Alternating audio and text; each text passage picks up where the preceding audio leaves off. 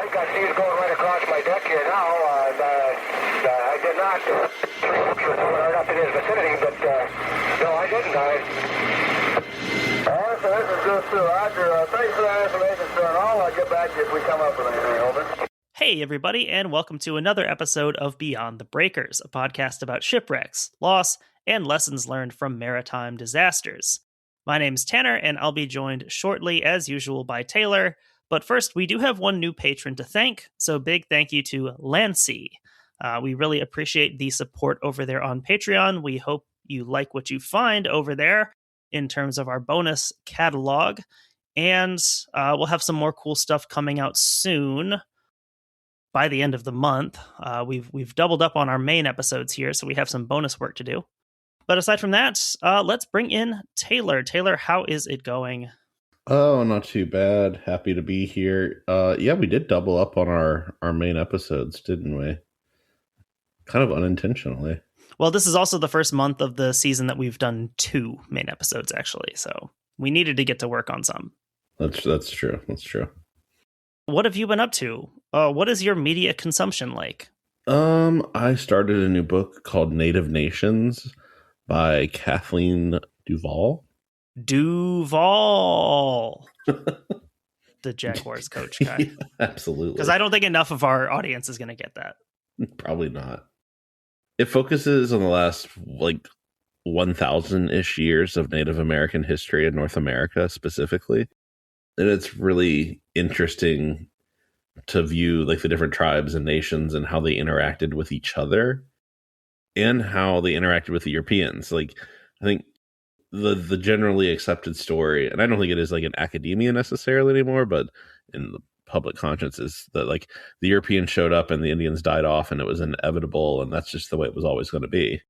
Some of these early interactions and even really later interactions show that a lot of these Native Americans, they didn't see themselves as lesser than these Europeans coming over. This was just another people to interact with, trade with, barter with.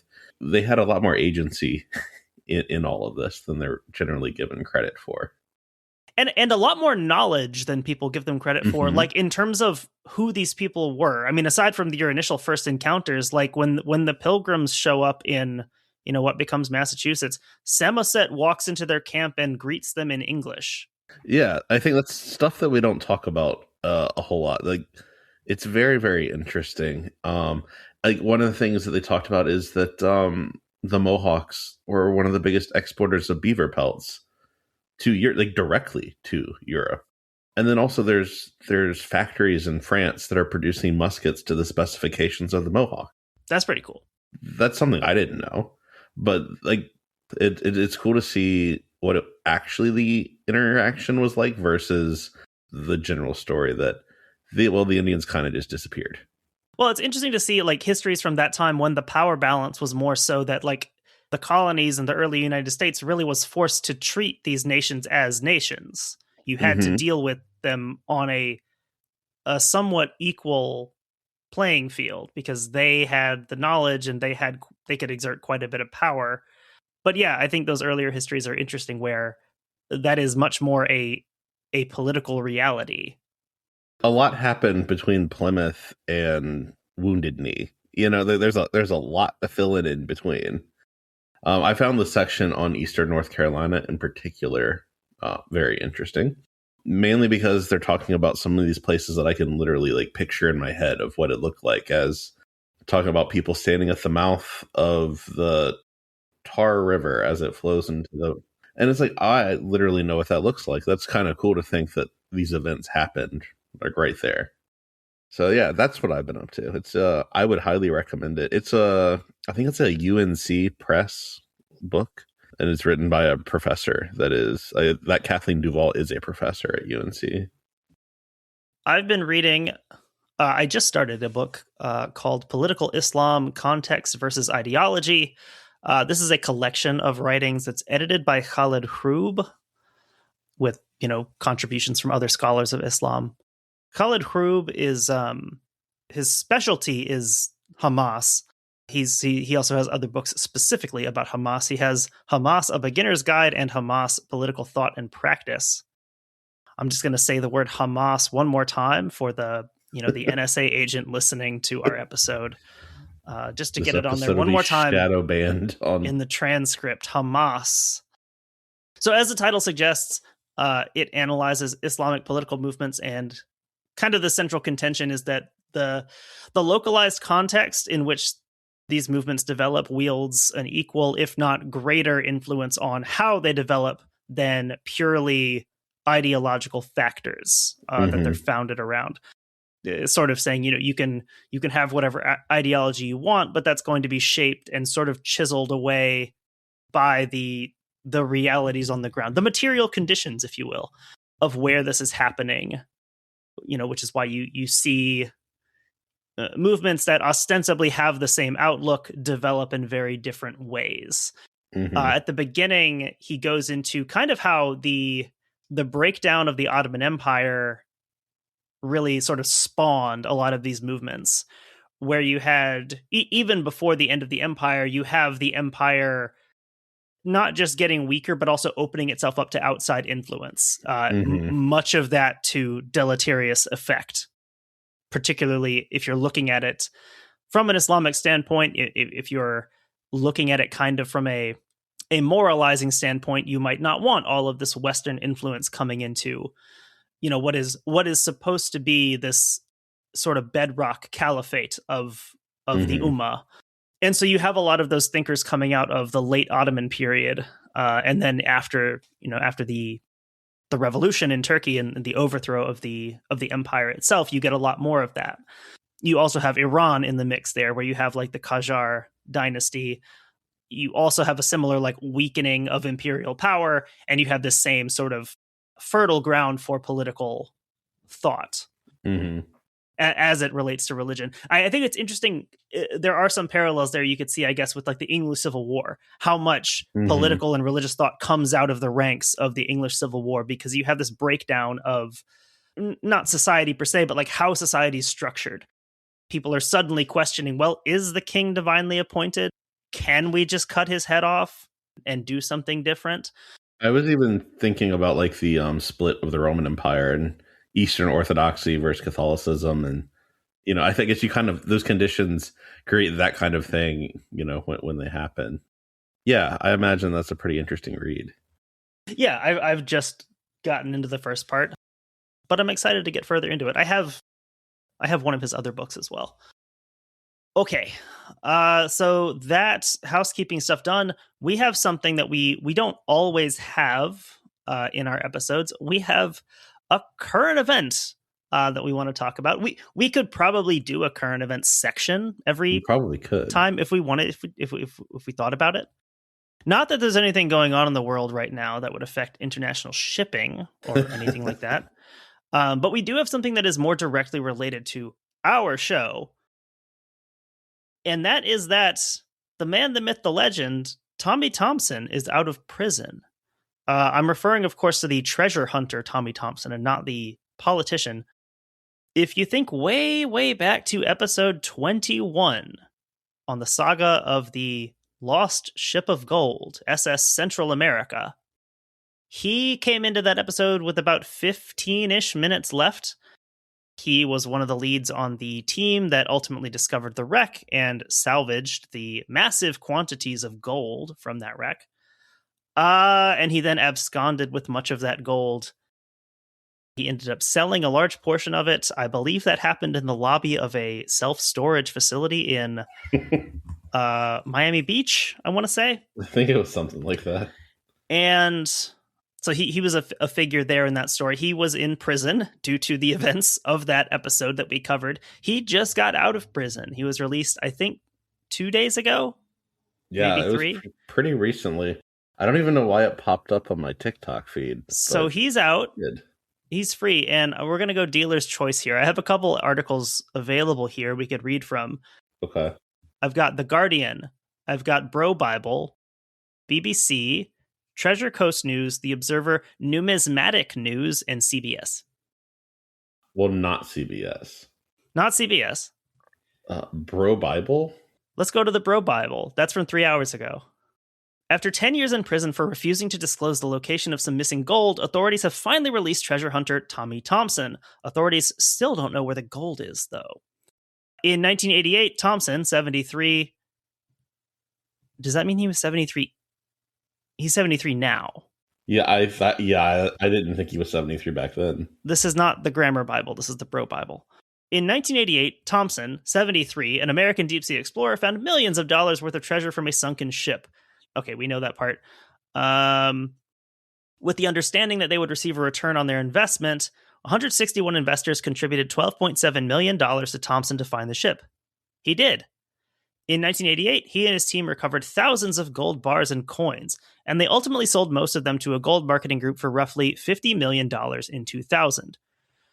He insisted that he primarily used the first batch of gold sales proceeds for bank loans and legal fees, and that he transferred the coins to a trust in Belize. Thompson then went missing in 2012 after an Ohio federal judge issued a warrant for his arrest after he failed to show up in court. After years on the run, authorities caught Thompson and imprisoned him in 2015 on a criminal contempt charge after investors in his business accused him of defrauding them of promised profits. Anything new here? He was sentenced to 24 months in 2015. However, he continued to not divulge the location. His sentence for contempt continued indefinitely. The actual case brought by investors was dismissed in 2018. Interesting. Now, there's some new stuff here. In 2016, Thompson claimed severe memory loss due to chronic fatigue syndrome.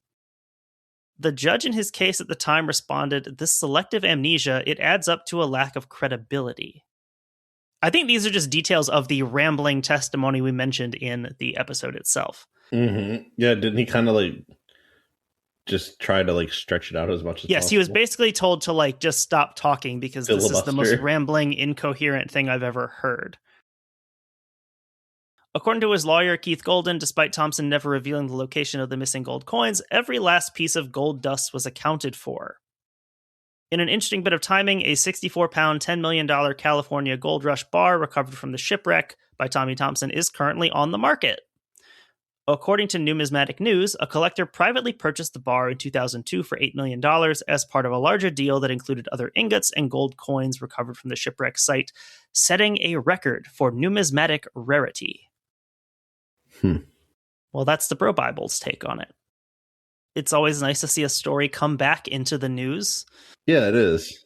Even a story that started in 1857.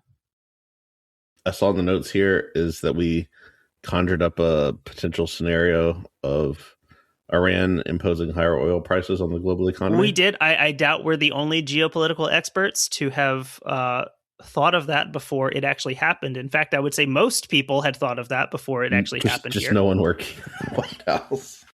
I was listening back to it today, and at one point when we're talking about, inflation in the Panic of 1857, you bring up the hypothetical scenario in which, Iran could impose higher oil prices on the global economy due to its proximity to oil shipping routes in the Strait of Hormuz. So that was a long time ago. Go figure. Yeah, that was 5 years ago almost at this point. Heard it here first. And from literally hundreds of other people who could have told you that. Okay, well, I'm glad we had some fun at the beginning of this episode. Fun's over. Yeah, it gets pretty serious from here to the end. Just by looking at the name, I just have a feeling this is one of those where it's not the number of people that die. It's just how connected they probably are to the community or something like that. Yeah, and so today's episode brings us to the occupied counties that are legally referred to as Northern Ireland for the time being. It is entirely coincidental that we're recording this on St. Patrick's Day, 2026. Oh, yeah. I didn't even think about that. Because, I was planning to record it yesterday. But we're recording today. Totally unintentional that is what's happening today. The focus of this episode is the wooden-hulled prawn trawler Tullaghmurry Lass. Prawn trawler kind of sounds like a slur. For, I don't know, New Englanders or something. So the main source for this episode is an MAIB report on the incident. At the end, I'll also mention an audio documentary from RTE, the Irish broadcaster. We'll talk about that at the end, though. So a little bit of background here. Tullaghmurry Lass sailed out of the small town of Kilkeel in County Down. County Down is like the southeastern part of the 6 counties. Some information about Kilkeel. The spelling we're using here in the notes is an anglicization of the Irish Kilcheel, meaning Church of the Narrow. You can see Kill. You also see it in Kilkenny, Kildare. It's all the same. It's church is that part of the name. Oh, that's cool. It's always cool learning like the prefixes and suffixes that are in places. I don't know Kilkenny. Kildare means church of the... It's some type of wood, just like some type of particular tree. Church of the Oak or something like that. I think it probably... Church of Oak, yes, is what Kildare from Kildara. Turns out I actually can like fully... Yeah, that's pretty good. In Gaelic, I just didn't know The spirit of St. Patrick is within you. My oh-so-English DNA. So Kilkeel is the southernmost town in Northern Ireland. Also, a little bit of trivia here. In addition to a few other titles, Prince Harry is also the Baron Kilkeel. As of May 19th, 2018. So Prince Harry trivia. What happened that day? Is that when he dared to marry a commoner? Yes, that is his wedding day. Is that when, what's her name, Meghan Markle, ruined the royal family? Yes, and actually this barony did not exist before that. This was his wedding present from his grandmother, Queen Elizabeth II. She created a new barony here in Northern Ireland and gave it to Prince Harry. So Meghan Markle took that away, so that's a good thing. I guess. So new fake barony just dropped. All baronies are fake baronies. As of the 2021 census, County Down is one of 2 counties in Northern Ireland with a greater Protestant than Catholic population. This accounts for both practicing or just, your background. That being said, the family in question today is a Catholic family. Let's see. As of 2021, Kilkeel had a population of about 6,600. So not a huge town, but it is a major fishing port on the Down coast. A little bit here from the MAIB report. The fishing industry is a very important part of the commercial life of Kilkeel. The harbor of Kilkeel is used almost exclusively by commercial fishing vessels, and the area immediately surrounding the wet basins is used by supporting services such as boat repairs, fish salespeople, fish processors, etc. So the report includes a good bit of detail on the harbor itself, namely the major issues with silting and the need for full-time dredging to keep it fully usable. Vessels that dock at Kilkeel often are unable to enter or exit their berths depending on the tide. I feel like this is one of those places where it's just always kind of gray and gloomy. Like the sea always looks angry. I get that sense. It's not a happy ocean. So this leads to instances where a boat might have to wait outside harbor before they can get in. The main fishing grounds of the Kilkeel fleet are just a few miles east of the town in the Irish Sea. The sea bottom out here is sandy until about 10 miles out, where it turns to mud. So they're not necessarily going super far. Like they're going out 10 miles and fishing. Yeah, this is very much a local fishing fleet. Okay. Prawns and mussels being 2 of the big catches that they're looking for. There might be some other, more traditional fishing going on, but that's not really mentioned. Prawns are just shrimp, right? For British people, yes. And then, is there a separate prawn as well? Like, I feel like a lot of Asian cuisine mentions prawns. I feel like in American English, prawn refers to like a very, very big type of shrimp. Like you can get prawns at a restaurant, but it's a massive shrimp. Whereas I think British speakers use prawn to mean for everything. Shrimp. And then my next thing, have you had mussels before? Yeah, I love mussels. How do you eat them? Do you just crack them out the shell and eat them like an oyster, or scoop them? I've always scooped them out with a fork. Like steamed mussels, I really like. I know people do like mussels and pasta, like linguine and stuff as a thing. We had them. We went to a Korean hot pot place. That's probably the last time I had mussels from the hot pot. Interesting. I'll have to try them. I don't think I've ever had mussels before. I mean, if you like other shellfish, you'd like mussels. They're not that different. Yeah, it does all kind of just taste like the ocean. Like we said, with the issues with silting, it's typical for boats of the fleet to exit Kilkeel Harbor as the tides allow, even if that requires sitting on the fishing grounds for extended periods until daybreak and the beginning of fishing operations. Just kind of get in or get out when you can, basically. Tullaghmurry Lass was a 10-meter long, or about 33 feet, wooden-hulled fishing vessel that was outfitted alternatively for either prawn trawling or mussel dredging, and she had been built in 1987. In terms of life-saving and survival gear, the Lass carried a 4-person inflatable life raft stowed on the roof of the wheelhouse. Quoting here, the canister was arranged to float free from its stowage cradle and had no securing lashings. So I don't think this is like a hydrostatic release unit, technically. I think it's just the way it sits. Design. Yeah. It would float out. Effectively hydrostatic. Usually the report is worded that way, if that's what it is.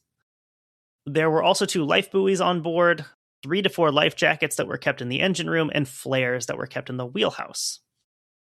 A bit more on the boat's layout from the report. Her hull was divided into 3 main compartments by non-watertight bulkheads. The foremost compartment was the engine room, with the fish hold amidships and cabin aft. The 3rd division separated the cabin from a small space at the stern, housing 2 fuel tanks and the steering gear. Doors in this division gave access to the space from the cabin. A wheelhouse was fitted above the cabin, with access to the cabin by a hatch in the deck floor of the wheelhouse. This hatch was fitted with a non-weathertight cover, hinged on its starboard edge, which could be latched open. In the center of the deck, forward of the wheelhouse, was a hatch leading to the fish hold. This was fitted with a steel hatch cover hinged along its aft edge. There are more specifics on her layout in the report, but that's enough to give us the relevant parts for when we get into the investigation segment. Worth noting here that, I guess, just the nature of the vessel. This is not some big fancy fishing ship. This is just a small local fishing boat. None of the compartments inside are watertight. So none of the doors and bulkheads are watertight inside. I would imagine to some degree, too, like the safety aspect of this. A lot of the safety is like safety in numbers. If like you're out there fishing with a bunch of other boats, if someone has a problem, in general, I would think that there would be help pretty quickly, barring like weather issues and stuff. So into the incident portion of the notes here. Tullaghmurry Lass departed from Kilkeel Harbor on February 14th, 2002, around 3:40 a.m. On board, and this is where the story takes its sad turn, is the skipper, Michael Green, age 33. He had a fishing vessel deck officer class 2 certificate of competency as of November 1990. According to one friend who was later interviewed, he had been, quote, fishing all his life. It's in his blood. Also on board was Green's father, also Michael Green, age 54. He also had a certificate of competency, second class, as of March 1977. The report notes that fishing vessels under 16.5 meters in length were not required to have someone on board with a certificate of competency, and that, by the general standards of small fishing vessel operations, the crew of Tullaghmurry Lass were unusually well qualified. The 3rd occupant of the boat was Green's, the skipper's, 8-year-old son, also Michael Green. Oh God, they're all named Michael Green. The 3 Michaels, as they'll be referred to. This one's already sad. Yeah, you can see where this is going. So like I said, the youngest, Green, was 8 years old. This was a Thursday, but Michael was on his half-term break from school at the time. So for reasons that will become apparent, we don't have a lot of concrete information about anything that happened on board after this point, after they sail out of Kilkeel Harbor. But the events were reconstructed with some confidence in the MAIB report. Tullaghmurry Lass's skipper probably intended to fish for prawns on the day she was lost. After reaching the fishing grounds, He was expected to have waited until dawn before shooting the gear and starting a tow. As she left harbor at 0340 and would not have expected to shoot her gear until about 0700, she would have had to wait on the grounds for a while, probably an order of 2 hours. During this time, she and other vessels waited with engines ticking over and drifting with the tidal stream. Even though the distance is not that great, if you're planning to start fishing at 7, you've got to leave a little bit before 4 in the morning to make sure you can get out of the harbor. At 5 a.m. that morning, a northerly breeze was blowing at force 2 with a calm sea and good visibility. Tullaghmurry Lass likely made for the fishing grounds at a leisurely pace, as she had left harbor well before daylight and would need to sit on the grounds for about 2 hours. On this morning, that means they would have started fishing sometime between 6:30 and 7:15. At 8:45 that morning, family members called Tullaghmurry Lass and received no response. I don't know if this call was made because they were already overdue. I mean, that seems kind of early. It could have just been a call to see, hey, how are you guys doing? Yeah, I mean, it could be something as simple as like, is it going to be an early day or a late day? Like, do I need to have food ready? Like, you know what I mean? Like, just checking in. It seems very much like just a check-in call because it doesn't seem like that would be that late if they're starting fishing at 7.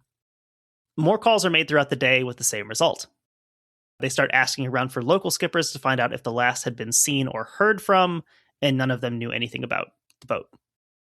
And this is a small, pretty tight-knit fishing community, so these are people who know each other's families and know each other's boats. Yeah, I imagine it spreads pretty quick that there's something potentially wrong.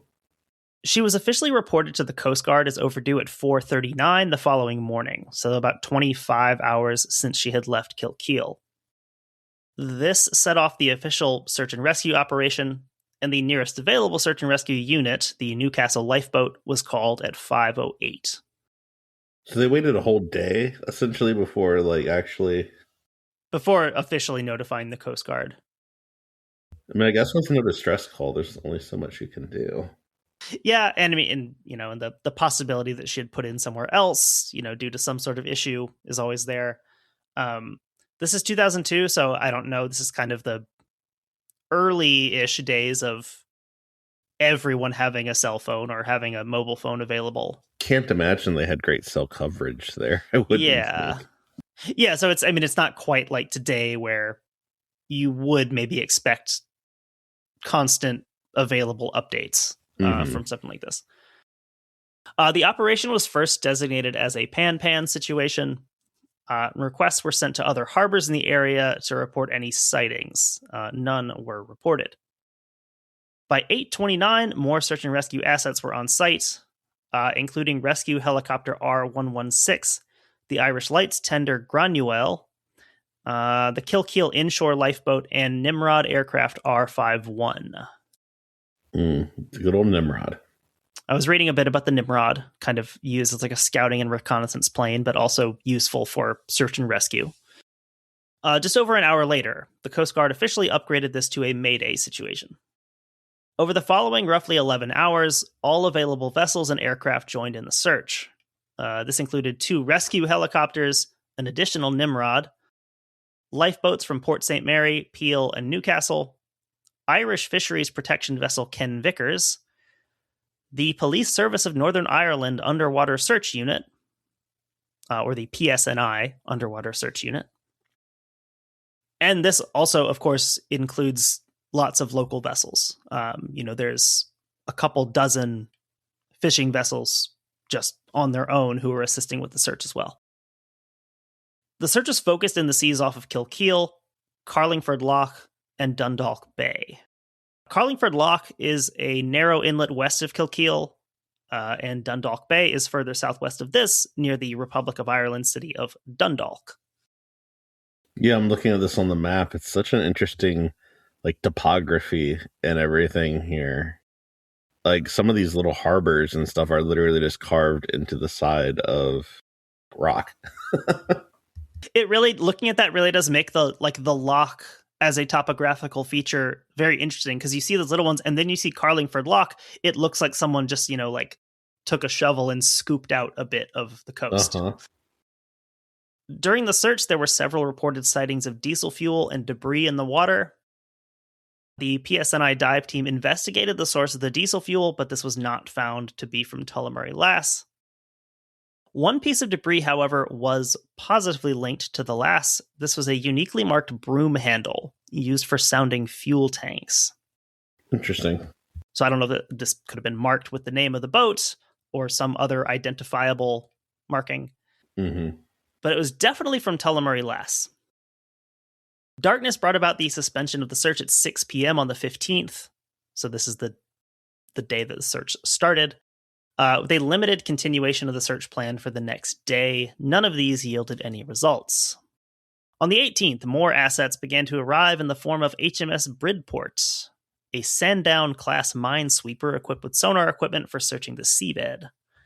I feel like, Minesweeper would be a very good unit to deploy if you were looking for a vessel. She'll actually be replaced by another minesweeper, HMS Bangor, of the same class.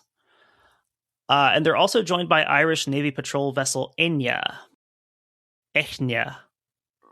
I don't know exactly the Irish pronunciation, but it's Enya. It's the name Enya, like the singer Enya. Uh-huh. It's just spelled EITHNE. Search efforts were officially halted at noon on March 6th, and naval vessels were withdrawn, although local vessels kept up a less formalized search as time and weather allowed. Finally, on March 22nd, the Ken Vickers hit on something with its sonar that matched the approximate profile of Tullaghmurry Lass. The PSNI dive team soon confirmed the identity, as the name Tullaghmurry Lass was visible painted on the stern, as well as the N246 port identification painted on the forward hull. The location of the wreck was about 7 miles southeast of Kilkeel, so this is right in the area where she was expected to be. Mm-hmm. Right there on the fishing grounds.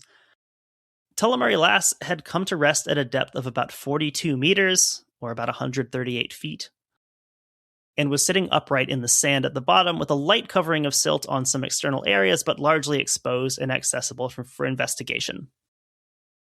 That's a pretty good break, I guess, to have it be like that well preserved, so you can actually potentially investigate this and try to figure out what happened.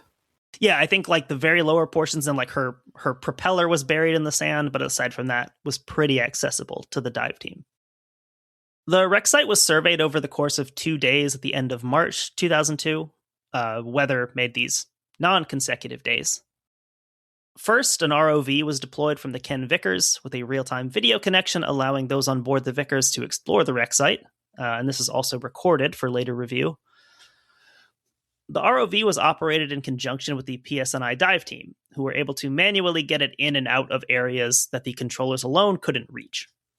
Particularly useful due to the risk of the umbilical connection fouling on the wreck. So if you got somewhere, one of the divers could just literally put it into the compartment and you could have a look around. Yeah, that's a pretty good use of technology and like being enhancing your search with divers. Recovery of material from the wreckage began on April 4th, and the first body was recovered on April 12th. The report doesn't identify which bodies are which, but the radio documentary from RTE does, and the order of recovery is kind of significant from a family perspective.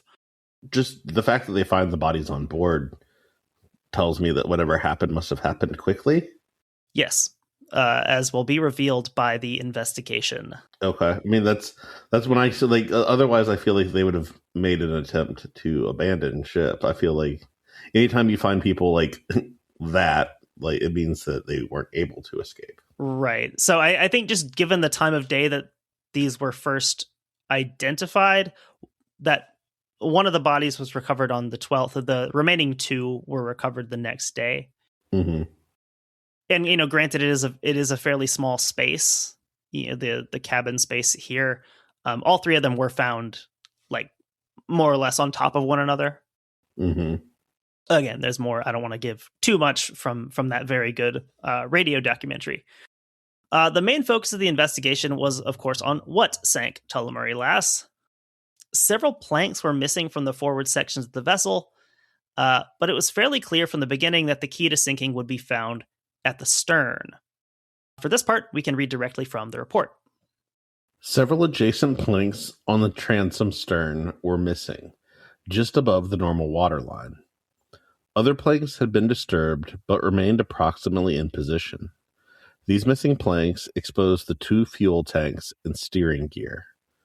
Also visible through these openings was the cabin space, showing that the aft division of the cabin was displaced. This opening in the stern was sufficient to allow the ROV to be maneuvered into the cabin space. The frame at the starboard quarter had failed close to the starboard fuel tank. Its uppermost portion remained attached to a section of hull and bulwark, which had become detached along its aft and lower edges. Its forward edge, although fractured about level with the wheelhouse, remained attached. The steel rubbing strip had become detached over this length and extended from the side of the wreck at an angle of about 30 degrees. The hull below this area of the detached structure was also seriously damaged, with several lengths of planking split and missing. The opening in the hull, generated by this damage, was sufficient for the ROV to be maneuvered into the cabin. No damage to the starboard side of the hull was seen forward of this damage. The deck aft of the wheelhouse was seriously damaged to a degree where no deck planking remained in position. Deck beams were generally in position, but some had fractured. Forward of the wheelhouse, the deck was intact. So, something catastrophic happened to the stern portion of this vessel, leaving the front of the vessel basically unharmed. And as you saw there, the opening in the stern is big enough that they can just put the ROV through it. Mm-hmm. With the ROV in the engine room, they're able to see that the bulkhead between the engine room and fish hold was displaced and seriously damaged, though no other damage to the engine room was noted. Later in the analysis portion of the report, there is more detail on some of the damage to the cabin section of the vessel. 3 aspects were of interest to the investigators. 1 was the degree of concentration around the cabin area. 2, the outward displacement of the structure from the cabin. And 3, the catastrophic level of the damage. The net drum was full of net, and the 2 drums of wire on the winch were full of wire. Tullaghmurry Lass's trawl doors were also closed at the time of sinking. All these together would indicate the boat was not yet engaged in fishing at the time she sank. So she's likely still sitting and waiting. Right. And this is also helpful in that it rules out the possibility that she had snagged on the seabed, or say on a Royal Navy submarine, for that matter. Mm-hmm. Which is helpful to the investigators, because this is something that happens with these smaller fishing vessels quite a lot, is, getting stuck on something, and that can pretty quickly capsize the boat. The investigators also ruled out the possibility of just a simple capsizing event using 3 pieces of evidence.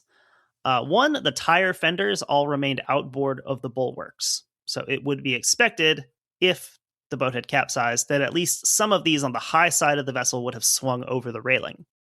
None of them had.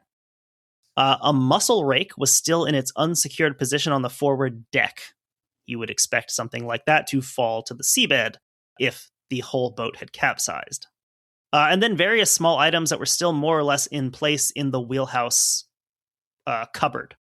Coffee cups and things like that, still on the bottom of the cupboard. Imagine that would get thrown out, essentially, in a right. Probably not perfectly in place, but still you could probably tell if this had been entirely tipped over. The possibility of collision with another vessel was also investigated. This is pretty significant damage. If a larger vessel had struck her, maybe something like this could happen. But no other vessels had reported any issues on the morning of her sinking. No one had reported colliding with anything. Yeah, I mean, honestly, when I first started hearing this story, my assumption is that she was rammed. Yeah, we just recently saw an episode where big ship hits small ship and big ship barely notices.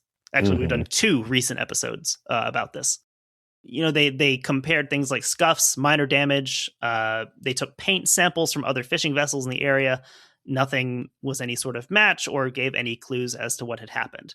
They did all of that before the actual wreckage had been discovered. So they didn't really have the damage to compare it to. Once the wreck site had been discovered, it was established that the closest any vessel had come to Tullaghmurry Lass on the morning she sank was the Ro-Ro cargo ferry Moondance, whose closest approach to the wreck site was 2 miles. Given the pretty massive structural damage, it's a near impossibility that she could have drifted 2 miles from a potential collision with Moondance. She likely sank immediately at the spot where that damage was suffered. Another vessel that was looked at but also similarly ruled out was the cargo vessel Eldor, whose closest point of approach was 6 miles to the wreck site. So there's really nothing in the area that's even a potential for a collision here. Yeah, that's really weird. Everything's accounted for. It's clearly not a collision yet. Like, what would cause this type of thing to happen? So we've ruled out capsize, we've ruled out collision, but if you were... She may have split up. Possibly, yes. There's one option that Gordon did not mention in his song about the Fitzgerald. And maybe you're already thinking of it if you were listening carefully to the details about the damage. You probably already know what happened. Another clue, kind of the final convincing clue here as to what may have caused this massive damage to the stern compartments, was found after forensic analysis of bedding and clothing from the cabin. They showed, quote, strong indications of flash-type heat damage. The outward displacement of the vessel structure, the extreme nature of the damage, and this final clue of heat damage on these fabric materials leads the team to conclude with a near total certainty that an explosion had occurred in the cabin of Tullaghmurry Lass, leading to massive ingress of water and her near immediate sinking.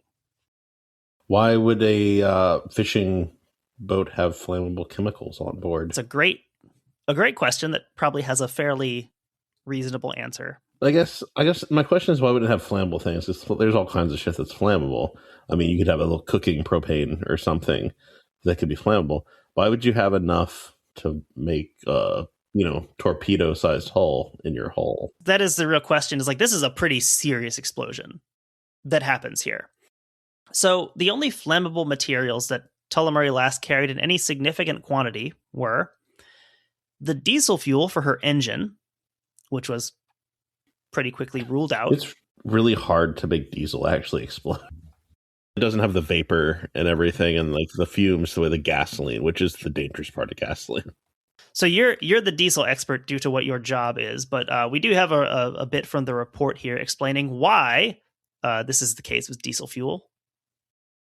Diesel fuel typically has a flash point in excess of 60 degrees Celsius, making it unable to generate a flammable vapor at normal ambient temperature. At the temperatures normally found in the fuel tanks and the systems of diesel engines, the temperature would never be reached while the fuel was exposed to the atmosphere. No mixture of diesel oil vapor or air could thus be generated. The involvement of the diesel fuel in this explosion can therefore be safely disregarded. All right, so it's not the diesel fuel. Something crazy would have had to happen to have a diesel fuel explosion on this fishing boat. The other flammable material on board was the liquefied petroleum gas, carried on board for cooking at one of Tullaghmurry Lass's 2 gas stoves, or hobs, as they're referred to in the report. LPG is a little bit more explodable. One of these hobs was in the wheelhouse, the other was in the cabin. I guess, is hob like a British way to refer to a cooktop? Like the top of the stove? Maybe. British listeners, let us know. I've never heard it before. I assumed that's what the report meant, and then I looked it up, and it was just giving me pictures of, a gas stove. Both of these hobs doubled as space heaters in addition to their use in cooking or for boiling water. Not supposed to do that. I see those TV commercials. Both of these stoves were supplied by a single gas bottle that was secured by metal straps at the aft end of the wheelhouse. So this is outside of the cabin. Did they mention how big that gas bottle is? Like, is it like a little camping stove one? Or are we talking It might be. It's not very big. I think the fact that they refer to it as a bottle and not a tank is, I guess, indicative of that. Because I feel like, yeah, like a propane tank, I think of like a gas grill. Yeah, I don't even know if it's even that big. Like, I think of like the little green camping cylinders, like that kind of thing. I would have to think certainly no bigger than like a propane tank, like you'd use for a gas grill. I bet Hank Hill knows the difference. Probably something like that, like you're talking about, like a camping thing. So this bottle was connected to the wheelhouse stove with a short length of flexible pipe. I don't know the material. It just says flexible pipe. What year is this? This is 2002. Like PEX, maybe, or something like that. I don't know if that's around in 2002. This thing was built in 1987, so it's possible that it's True. something older. While, quote, the remaining gas supply piping in the wheelhouse was copper. Gas piping in the cabin was also mostly this flexible piping. And there did not appear to be any securing arrangements for the gas piping in the cabin. So it could get tossed around and rubbed and like poke. Maybe. The report says, quote, it looped down after passing through the wheelhouse deck floor before rising into the cabin hob unit. The isolating cock was within this loop. So it did have like a little isolator switch, I guess you could use to shut off supply to this one in the cabin. Mm-hmm. Maybe a key detail here, neither stove had automatic ignition and needed to be lit with a match.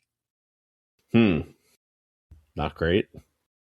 So possibly the biggest red flag that came up during the investigation had to do with the LPG leakage detector. For the purpose of alerting the crew to any leakage and accumulation of LPG, a gas detector and alarm system was fitted in the wheelhouse. The switch panel of this unit was set in the control console. However, there is no record of any testing of this alarm system, and in the few months before the vessel's loss, her skipper has been noted as saying that the unit did not work. I did actually have to look up, because like liquefied petroleum gas, I didn't quite know what at the beginning is that just gasoline? And so I had to read about the difference between the two of these. Uh-huh. And I think I found that LPG is just like less, it's like significantly less dense and it puts out less energy when burned. I think so. I'm not, but it's not the same thing. That was my concern. I was like, is this just gasoline? But no, it's not. It's different. So if a leak had occurred in somewhere in this flexible piping system and no functioning detector was in place to let the crew know about it, it would really only be a matter of time before an accident happened. Records show that leakage of vaporized LPG can be the cause of explosions on any type of vessel where it's used. Because the gas is heavier than air, a leakage of gas seeps into the lower parts of the vessel's hull. In the absence of positive ventilation, the gas remains or even accumulates until a source of ignition is encountered. The results are always catastrophic. So I think also the time of this incident is maybe significant. It's February. Mm-hmm. It's the Irish Sea. It's very early morning. It's probably pretty cold. I don't know that the temperature was noted anywhere in the report, but probably any openings are probably going to be closed to keep in as much heat as possible. So, any possibility of venting any of those vapors out is probably not there. The degree of damage to the relevant area of the vessel made it impossible to isolate a possible source of the LPG leak. However, for reasons we've already mentioned, quote, it's clear that the gas installation did not comply with the best practice set out in advice given by the Maritime and Coast Guard Agency and others. The report does note the safety code for fishing vessels under 12 meters in length has no requirements covering gas installations used for heating and cooking. So something that, I don't know, would have maybe been a best practice recommendation, but not something that would have technically been violating a code. Right. Which again, if you're from one of these fishing families, you've been fishing your whole life, that's maybe not something you're necessarily thinking of. I'm sure it's the last thing on your mind, probably. Would this pass an inspection when you're dealing with such a small level operation here? If it hasn't been a problem so far, yeah, why would it be? So the investigation weighed the possibility also just trying to cover all their bases, of a seabed methane gas release as the potential fuel for the explosion. That's a thing that happens. But there was no known source locations for this on the seabed in the area. And so this wasn't completely dismissed, but it would be considered, quote, very remarkable if it were the cause for the explosion. Kind of putting it like a 1% chance compared to the 99% chance that it's the very flammable gas that is on the boat. Given the other known factors about Tullaghmurry Lass's final voyage, it's estimated that whatever explosion happened between 5 a.m. and 7 a.m. on the morning of February 14th, 2002. Given the catastrophic damage and the possibility of serious injury or death, the speed of the sinking, it's unlikely that those on board would have had the chance to use any of the life-saving gear. So the report doesn't speculate about what the ignition event could have been. But, if this, let's say there is some sort of leak, if the whole bottom of this boat is filling with LPG unnoticed, like we said, you've got to light a match to light those stoves. Yeah, that's pretty instant, I imagine. You're in an enclosed cabin space doing that. You've got dangerous levels potentially of LPG. Do the math, and that's possibly how you get this catastrophic explosion.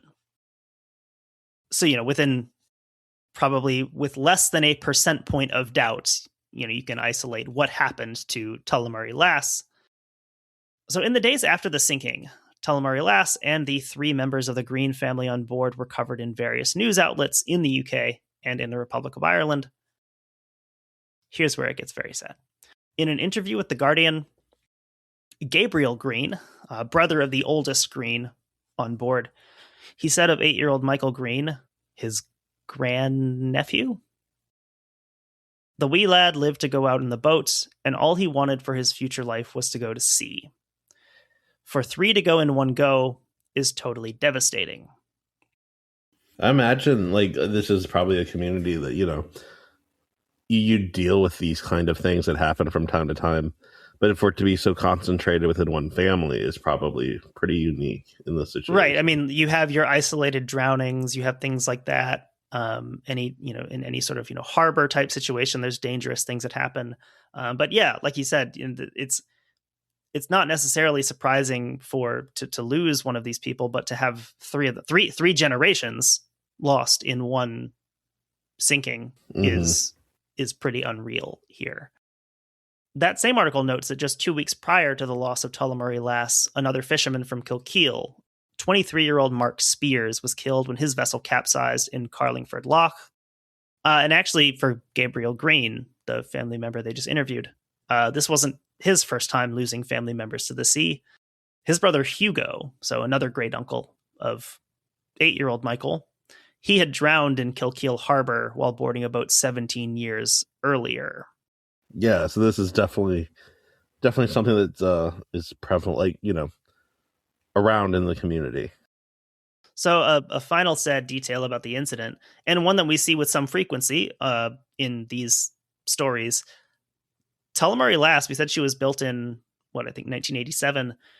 She was actually scheduled to be decommissioned in the next couple weeks. This was probably her last trip out. That's pretty wild. Yeah, that this could have been the final trip here. And this wasn't necessarily due to the ship herself. This is just due to larger cutbacks in the fishing industry. Just fewer ships were going to be able to go out. And actually, Michael Green, the skipper, he was actually planning to go into work as a truck driver, a lorry driver, I guess, after the boat was decommissioned. And that detail was in that radio documentary. I believe it's his sister who's talking at that point. And, she kind of says, that was his plan. After fishing, he had gotten work as a truck driver, and how hard it was going to be to even think of him working on land, doing anything that wasn't on a boat was nearly impossible for her to even imagine. And yes, on the note of that radio documentary, I've mentioned it a couple times. It was produced by RTE, the big Irish broadcaster. I think it's from February of 2005. It's only about 40 minutes. It's available online. We'll link it in the source notes. Mm-hmm. I won't spoil it for our listeners. It's very highly recommended. You could easily be crying within like the first minute or so.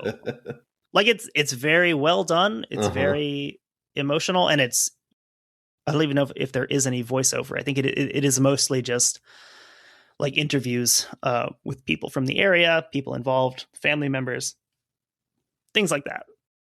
There is a lot in that 40 minutes that highlights the closeness that this community has to the sea, and the community's not fear of, but respect for the sea and the inherent danger that comes along with relying on it for your livelihood.